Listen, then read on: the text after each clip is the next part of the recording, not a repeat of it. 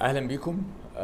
يمكن في الفيديوهات اللي فاتت شرحنا التشارجرز بتشتغل ازاي والسبيكس اللي موجوده على الكابلات، سواء كانت بتاعه التشارجرز او كيبلز معناها ايه، الكود والستاندرد والفولت ده معناه ايه والكلام ده كله. النهارده في الفيديو ده حابين نشرح لكم اكتر ازاي، ايه هي الكابلات، تشتغل ازاي، وايه انواعها، وايه البروتوكولات، وازاي تختار الكابل المناسب حسب عربيتك. طبعا in terms of specs، من حيث المواصفات. فالنهارده قلنا فرصه كويسه مادام معانا كل انواع الكابلات نبدا نشرح لكم ايه هي. فالنهارده هنتعلم ايه هي بروتوكولات الشحن اللي موجوده في الكيبلز، وازاي تختار الكابل المناسب ليك حسب عربيتك بتاخد باور قد ايه، والكابل نفسه بقى بيشتغل ازاي كسيفتي مع العربيه. فخلينا نبدا. اول حاجه معانا هنا الكابل اللي هو الخاص بالبروتوكول الامريكي، اللي هو السنجل فيز الامريكي، وده اللي بنسميه التايب 1. كلنا عارفين ان كل الناس معاها عربيات امريكي فاهمه يعني ايه تايب 1. هنلاحظ ان في العربيات الامريكي عندي الباور، السورس اوف باور في البنز اللي عندي هم الثلاثه دول، النيوترال واللاين والجراوند، اللي هو البنز التخينه دي اهي دول. طب الاثنين دول ايه؟ بتوع سيجنال، وهنرجع لهم هنشرحهم بالتفصيل بعد كده. فاي حد معاه عربيه امريكي هو كل اللي محتاجه كيبل سنجل فيز يكون بيشيل بقى. لو عربيته بتاخد 7 كيلو وات يبقى الكابل يكون بيستحمل 32 امبير عشان يقدر يدي 7 كيلو وات، او ريتد 32 امبير. في بعض العربيات بتاخد 11 فطبعا يبقى ريتد 40 امبير، ولكن برضو مش هينفعك قوي لان الشواحن اللي موجوده في مصر هي 22 كيلو وات على 3 فاز، فبتدي على الفازه الواحده 32 امبير. فحتى لو جبت ال 40 امبير في الاخر العربيه بتاعتك في الشواحن البابليك تشارجرز هتاخد 7 كيلو بس. لو جبت شاحن عندك من امريكا وركبته ممكن ساعتها تستفاد بال 40 امبير لان انت عامل السيت اب من اول. ده بالنسبه للكابل الامريكي. نيجي لتاني نوع كابل معانا، وهو الكابل الخاص بالعربيات الاوروبي، واللي هي بنسميه تايب 2، وده بيبقى شكل الجام بتاعه، الكابل الاوروبي السنجل فيز التايب 2. طيب العربيات الاوروبي بشكل عام بتبقى الشكل بتاع البانز بتاعها بيبقى بالشكل ده. هنلاقي عندي 5 بان الكبار دولت، ودول الخاصين بالباور. هتلاقي مكتوب حتى عليهم يعني لاين 1 ارضي، نيوترال، بي اي يعني اختصار بروتكتيف ايرث بس، يعني اللي هو الارضي، ونيوترال، ولاين 2 ولاين 3. بياخد 5 بنز. ولكن لو لاحظت هتلاقي ان اللي جواهم الميتال شيت هم الثلاثه اللي فوق بس، اللي هو نيوترال والارضي واللاين، واللي فوق دول السيجنال، سيبك منهم هنتكلم عنهم بعدين. اذا فدوت الكابل اللي بيشتغل على العربيات الاوروبي اللي هو بنسميه تايب 2، وبيدي سنجل فيز. العربيات الاوروبي تقدر تاخد في منها بياخد الفول باور بتاعه على 3 فاز، وفي منهم بياخد جزء من الباور بتاعه على السنجل فيز. طيب لو انا عربيتي اوريدي بتاخد 7 كيلو، فسواء كان كابل سنجل فيز او 3 فيز، العربيه بتاعتك معظم العربيات الاوروبي بتقبل ال 32 امبير على السنجل فيز عادي جدا. وكل الشواحن اللي موجوده في البابليك تشارجرز بتدي بتدي 32 امبير على السنجل فيز، لان هي اوريدي 22 كيلو وات، فكل فازه بتاخد ال 32 امبير. فانت سواء كنت معاك سنجل فيز او 3 فيز وعربيتك 7 كيلو هتاخد الفول باور، مفيش مشكله خالص. طيب نفترض ان عربيتك الاوروبي بتاخد اكتر من 7 كيلو، بتاخد 11 كيلو او 22 كيلو. مفيش كتير عربيات بتاخد 22 كيلو، مثلا اللي كانت نزلت كده الرينو زوي، بس العربيات كلها الفيرجن الجديد بتاخد مثلا 11 كيلو. فساعتها هتختار ايه بقى؟ ايه الكيبل اللي تختاره؟ عندنا نفس الكابل، ولكن نفس كل حاجه، نفس الشكل ونفس كل حاجه، ولكن ايه الاختلاف؟ هنلاقي نفس المنظر بتاع الباور عادي، ال5 بن والاثنين سيجنال فوق، ولكن هتلاقي ميتال شيت في كل واحده من دول. جواها هتلاقي الميتال شيت موجود في كل البنز اللي عندي. فده معناه ايه؟ ان العربيه هتاخد باور، او الكابل ده قادر يدي الباور كله للعربيه من خلال كل البانز اللي عندي، اللي هي زي ما قلنا برضو الارضي بروتكتيف ايرث، نيوترال، لاين 1 لاين 2 لاين 3. الخمس بن فيهم الميتال شيت عشان توصل الفول باور. وده طبعا مناسب زي ما قلنا للعربيات اللي بتاخد فوق ال7 كيلو، بتاخد 11 كيلو او 22 كيلو. طيب نيجي للكابل اللي بعده وهو ال3 فيز برضو. ده طبعا بنسميه 3 فيز عشان الخمسه لاين، الخمس اسلاك موجودين. هنا نفس الكلام، ده الكيبل الخاص بالعربيه التشاينيز، اسف اهو. وبرضو هنلاقي هو شكله شبه الكابل اللي بيدخل، في ناس كتير بتتلخبط، شبه الكابل اللي بيدخل في الشاحن، ولكن هو مختلف. هو في اللسان ده، فاللسان ده اللي هو ناحيه العربيه دايما. وبرضه هنلاقي ان الخمسه بنز فيهم الميتال شيت، شكلها مختلف، بس في الاخر هم اسمهم هم خمسه، عددهم خمسه وفيهم الميتال شيت وثلاثه فاز. وده بيدي برضه امتى استخدامه في ايه. معظم عربيات الصين يا جماعه اللي جايه من بره، ده طبعا زي ما قلنا 3 فيز التشاينيز، فبقول لكم معظم العربيات الصيني اللي بتيجي من بره هي سنجل فيز، هي ما بتحتاجش الثلاثه فاز، فاوريدي بتاخد الفول باور بتاعها على السنجل فيز. ولكن الكابل 3 فيز ده ميزته ايه؟ في بعض العربيات اللي بتيجي بقى بتحتاج 3 فيز عشان تشتغل، بتاخد اكتر من 7 كيلو، زي مثلا العربيه التسلا والاي 3 الصيني. التسلا والاي 3 الصيني بياخدوا لحد 11 كيلو.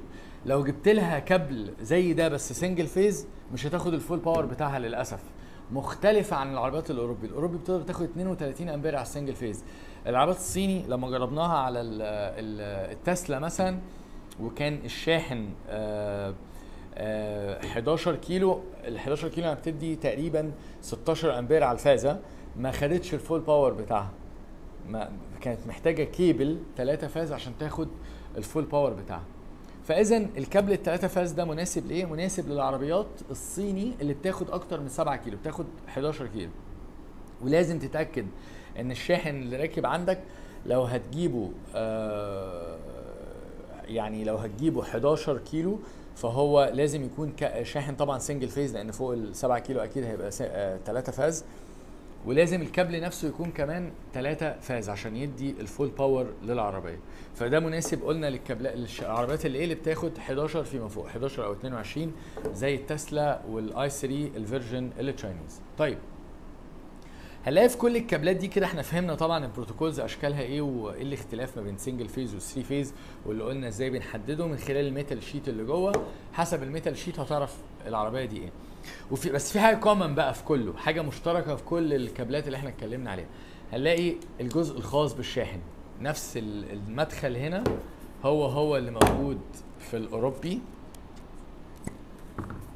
نفسه هو اللي موجود في الاوروبي السنجل فيز. بصوا كلهم واحد، هو اللي موجود في الامريكي اهو. يبقى بصوا ايه الكومنت اهو. لو مسكنا الاربع كابلات كلهم شبه بعض، اتمنى يكونوا باينين طبعا في التصوير، ولكن واضحه جدا جدا جدا، كلهم شبه بعض. ده الكومنت في كل الكابلات. تعالوا بقى نتكلم بشكل تكنيكال اكتر ايه اللي جوه الكابلات دي. وعايز اقول لكم احنا عشان نعمل ده اضطرينا نبوظ كابل عشان نوريكم، نفتحه ونقطعه ونشوف يعني الهدف استفاده طبعا، ونشوف الكابل ده بيشتغل ازاي وجواه ايه عشان نبقى فاهمين كل حاجه. طيب دلوقتي بقى تعالوا نشوف ايه اللي جوه الكابل وبيشتغل ازاي. احنا جبنا لكم كابل فكناه يعني، فتحنا الحاجات اللي فيه عشان نوريكم الكيبل عباره عن ايه وبيشتغل ازاي، لان الحاجات دي مهمه جدا جدا جدا تبقى فاهمها، وتبقى عارف ليه في كابلات سيرتيفايد وليه في كابلات مش سيرتيفايد. ومهم تبقى عارف الكابل اصلا بيشتغل ازاي على عربيتك، عشان وانت بتستعمل تبقى فاهم الميكانيزم بتاعها ايه للمعلومات العامه والناس عايز تستفاد اكتر يعني. فده معانا الكيبل اهو. لو خدنا بالنا الكابل، وهنتكلم عنه بالتفصيل على الوايت بورد دلوقتي، هنلاقي ان احنا لما فتحنا الكابل في كذا حاجه. في عندنا الثلاث كابلات دول او الاسلاك دي، 3 اسلاك دول، والاسلاك دي الخاصه بالكهرباء بتاعه الشاحن او اللي هتوصل ما بين الشاحن والعربيه. هنلاقي الارضي دايما بيبقى الازرق في الاخضر في الاصفر، وهنلاقي البراون اللي هو اللاين، وهنلاقي الازرق اللي هو النيوترال. فدول في حاله الكابلات السنجل فيز اللي هي زي ما قلنا الامريكي او الاوروبي السنجل فيز، فهو جواه عدد الكابلات الاسلاك الباور دي. لكن لو عندي لو عندي شواحن بقى كمان اوروبي اللي هي 3 فيز، ف3 فيز بيبقى عدد الاسلاك اللي عندي 5 مش 3، لان هيبقى عندي ارضي ونيوترال ولاين 1 و2 لاين كمان، لاين 2 ولاين 3، فيبقى عددهم 5. طيب ايه السلك الزياده ده؟ دوت السلك الخاص بالسيجنالينج او الكوميونيكيشن ما بين العربيه وما بين الشاحن، بيبقى واصل بالجن هنا وواصل بالجن هنا، الجن اللي واصل بالعربيه والجن اللي واصل بالشاحن، بيكوميونيكيت ايه بقى؟ تعالوا نتكلم بالتفصيل على الكابلات بقى جواها ايه. زي ما قلنا دلوقتي كده انتوا شفتوا بشكل عملي الشكل عامل ازاي، بس تعالوا نتكلم بقى الحاجات دي بتشتغل ازاي.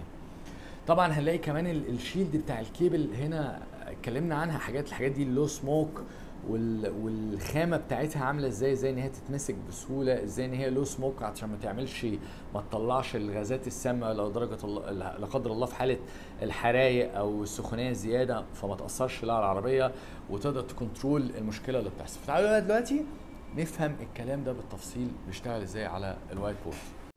تعالوا بقى نتكلم دلوقتي، قلنا هنشرح الكابل الحاجات اللي جواه ايه، نشرحها بقى بشكل ساينتفك اكتر ونفهم الكابل بيشتغل ازاي. اول حاجه لازم تفهمها ان الكابل ليه 3 وظائف او بيعمل 3 حاجات. اول حاجه بيوصل باور اللي هي الكهرباء الخاصه من السورس بتاع الكهرباء للعربيه عشان يشحنها. في جزء خاص بالكوميونيكيشن ان هو تواصل ما بين العربيه وما بين الشاحن عشان يقدر يكلمها يفهموا بعض، وبالتالي يعمل عمليه الشحن بشكل امن. وفي جزء خاص بالسيفتي، الامان، الكابل ده قد ايه امن وايه الحاجات اللي فيه اللي بتخليه يفصل لو في مشكله، او لو العربيه خلاص خلصت شحن يفصل، او انت بتستخدم الجن نفسه ازاي الميكانيزم بتاعه بيشتغل بحيث ان يضمن ان عمليه الشحن امنه ليك اولا كمستخدم وللعربيه وللشاحن. تعالوا نفهم. فاول حاجه عندنا الباور، ودي اسهل حاجه، اللي هو الجزء الخاص بالكهرباء. زي ما شفنا الاسلاك اللي انا وريتها لكم، ال3 اسلاك او في حاله السنجل فيز، او ال5 اسلاك في حاله ال3 فيز.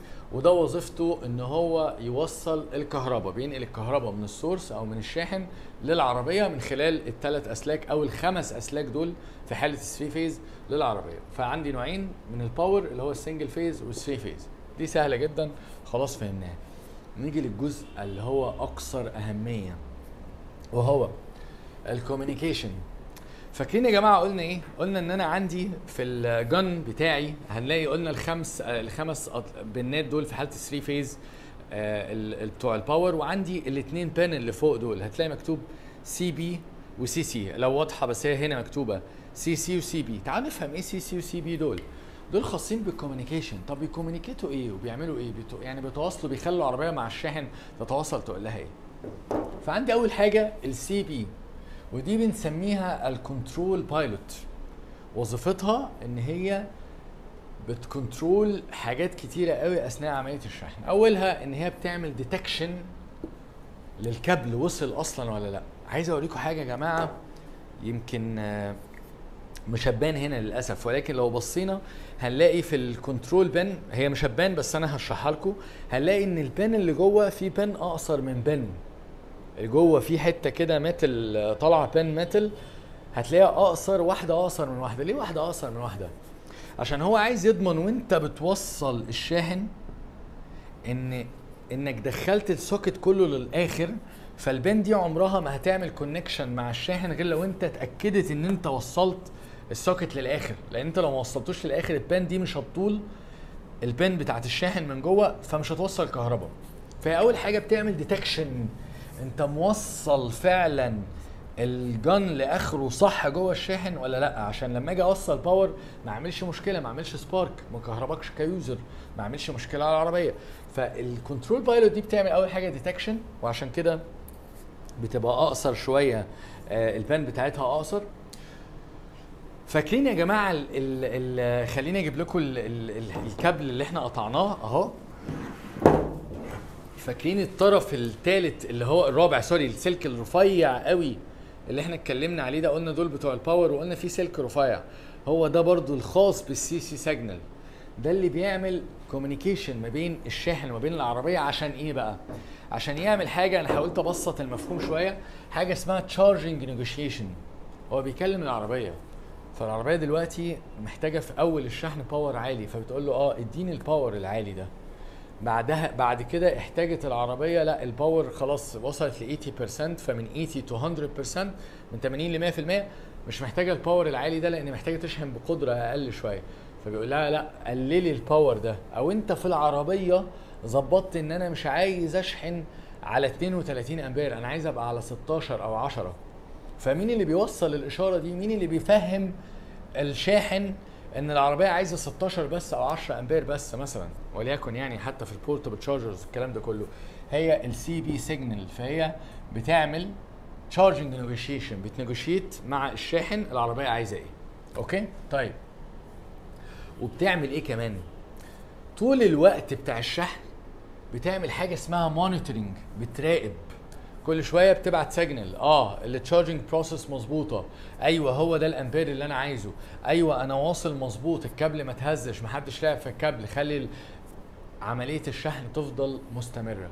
فهي اذا لو اختصرناها بتعمل 3 حاجات: ديتكشن عشان تاكد الكابل متوصل صح، تشارجنج نيجوشيشن العربيه عايزه امبير قد ايه وفعلا التشارجنج بروسيس ماشيه صح ولا لا، وبتعمل مونيتورنج اللي احنا قلنا ان هي بتراقب عمليه الشحن، هل في فولت، مفيش فولت، الكابل سخن، وات ايفر، الكلام ده كله. طيب، فهي اذا وظيفتها الاساسيه كوميونيكيشن، تواصل. طيب نيجي بقى للسي سي، ودي بنسميها من اختصارها كده الكرنت كاباسيتي، دي اختصار كرنت كاباسيتي. طب بتعمل ايه؟ كيبل كرنت كاباسيتي تشيك، دي بتقعد تعمل تشيك على الكهرباء اللي واصله، هل فعلا واصله بشكل صحيح ولا لا؟ هل الكرنت ده فعلا اللي انا طالبه ولا لا؟ يعني دلوقتي انا بوصل الكهرباء بحاجتين، بوصل الكهرباء قلنا ان هي عن طريق السلك فده باور، وقلنا عن طريق ان انا بكوميونيكيت، بقول هل فعلا الكهرباء اللي واصله دي مظبوطه ولا لا. فخلينا نقول مفهوم يعني عشان الاثنين تقريبا بيعملوا نفس الوظيفه، فخلينا نفرق ما بينهم. ايه اللي يعني ما دام دي بتعمل نفس الوظيفه بتاعت دي تقريبا، فايه الفرق؟ ده حاجه بنسميها اكتيف كوميونيكيشن، السي بي، لان هو اعتمد على سيجنالز يبعتها ويتشيك بيها، فده اكتيف كوميونيكيشن. اما الكرنت كاباسيتي فهو باسيف كوميونيكيشن. طب ليه باسيف؟ لان هو ما اعتمدش على سيجنال او اشاره بيبعتها، لا ده اعتمد على حاجه فيزيكال بتحصل. ايه الحاجه الفيزيكال دي اللي هنيجي نتكلم عليها دلوقتي؟ وهي المقاومه اللي بتكون ما بين السي سي بان والجراوند. بيبقى فيه مقاومه، لو فكينا من جوه، احنا ما عرفناش نفكه للاسف، متقفل جامد قوي، بيبقى فيه مقاومه. المقاومه دي حسب الفولتج دروب اللي عليها بتحدد الكهرباء اللي واصله قد ايه، هل فعلا الكهرباء اللي واصله الامبير اللي واصل لي ده مظبوط ولا لا. لان الامبير لو عالي ايه اللي هيحصل؟ الفولتج دروب هيتغير، لو 10 امبير غير 22 غير 32 غير وات ايفر، فهيتغير الفولتج دروب. فايه اللي بيحصل؟ فوظيفه الكرنت السي سي سيجنال او السي سي ان هو يتاكد ان الامبير اللي ماشي في الكيبل بشكل فيزيكال ماشي مظبوط، عن طريق ان هو عمل مونيتورنج ليه، عن طريق ايه؟ عن طريق الريزيستنس اللي موجوده ما بين السي سي بن، لو فكينا الجن ده هنلاقيها، وما بين الجراوند، فيتاكد فعلا الفولتج دروب ده لو مثلا 12 فولت فمعناها ان انا مش موصل اصلا الكيبل، لو 6 فولت معناها ان انا بانيشيت التشارجنج بروسيس. انا بقول ارقام مش دقيقه بس هي بتشتغل بالطريقه دي. طب لو 2 فولت معناها ان انا عامل التشارجنج بروسيس وبالفول باور بتاعه الامبير بتاعه. طب لو 0 فولت، لا 0 فولت ده معناها في حاجه غلط، في فولت حاصل، في اوفر هيت حاصل على الكابل، افصل. فيقوم مكلم السي سي، يقول له السي بي، يقول له لا انت في حاجه غلط، لو سمحت كوميونيكيت مع التشارجر، قول له وقف الشحن، او كوميونيكيت مع العربيه اقول لها وقفي الشحن. فاذا اللي بيحصل ايه؟ يبقى انا عندي باسيف تشيك عن طريق ريزيستنس موجوده ما بين السي سي بان والجراوند، وعندي اكتيف تشيك عن طريق كنترول سيجنالز ببعتها، العربيه بتقعد تكلم الشاحن وتقول له في مشكله ولا لا، ودي عن طريق السي بي بان. نيجي لاخر حاجه، اسف ان احنا طولنا والكلام معقد شويه، بس لو راجعتوا الفيديو كذا مره ممكن هتفهموه بشكل احسن. بحاول ابسطه على قد ما اقدر. في السيفتي بقى قلنا في حاجه اسمها المايكرو سويتش. طبعا الكوميونيكيشن نوع من انواع السيفتي لانه بيكوميونيكيت وبيعرف اللي قدامه. طيب في نوع تاني من الكوميونيكيشن السيفتي اللي بتحصل وكلنا بنستخدمها من غير ما نحس. ايه هي؟ لما بتيجي توصل الكابل الجن بالعربيه، ايه اللي بيحصل؟ انت بتعمل ايه؟ بتدوس، فبترفع اللسان بتاع الجن وتقوم موصل العربيه وتقوم سايب. ايه ده بقى؟ ايه اللي بيعمل العمليه دي؟ ده حاجه اسمها المايكرو سويتش. زي ما انت شايف لو سمعت صوت الكليكات بتاعته هو ده اللي بيعمل. فهو انت سايب كده. انا دلوقتي العربيه متوصله بالشاحن، انا بدخل الشاحن، رحت سايب فعمل لوك، اللسان عمل لوك على الجن. طيب دلوقتي عايز اطلع العربيه من الشاحن، فهل اشيل كده على طول؟ اشيل الكهرباء، افصل الكهرباء كده من غير ما اعرف الشاحن ان انا هفصل؟ هو مفيش طريقه ان انا اعرف بيها الشاحن ان انا هفصل غير عن طريق المايكرو سويتش. ليه بقى المايكرو سويتش؟ لان انت لما بتيجي تشيل هتعمل ايه؟ هتقوم دايس كده اهو، هتقوم دايس كده. فايه اللي حصل؟ الكليكايه دي لما حصلت الجن فهم ان انا عايز اعمل ديسكونكت للشاحن بتاعي او الكابل الجن ده، فهيوقف الباور، فتقوم مطلع الكابل بامان من غير ما يعمل اي اركينج. بنسميها الاركينج او الشرز يعني اللي احنا بنقول عليه، اللي انت بنشوفه دايما لما بنيجي نفصل فيشه كهرباء من حيطه او بتاعه جهاز او اي حاجه. فده وظيفته ان هو يعمل ايه؟ ان هو يقول يا جن لو سمحت افصل، ده انا عايز اشيل الشاحن. وفي الطبيعي لو انت جيت تشيل الشاحن من غير ما تدوس على ده، ايه اللي بيحصل؟ ما بيطلعش.